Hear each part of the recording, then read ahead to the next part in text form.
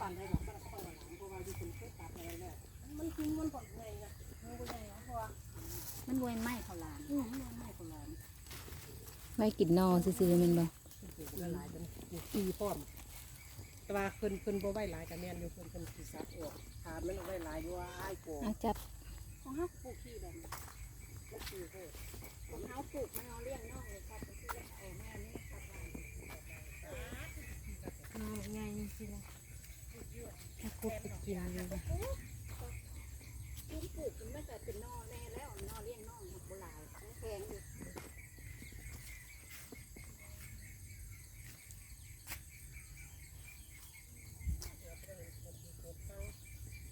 แล้วก็ได้เห็น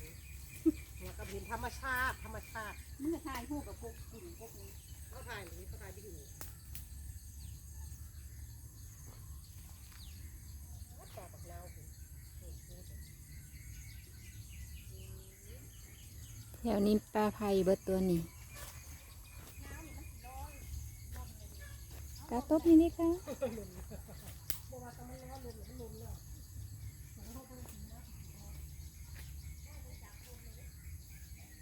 เราหันดูหุ่นนออันนี้นะหุ่นข้างหลาย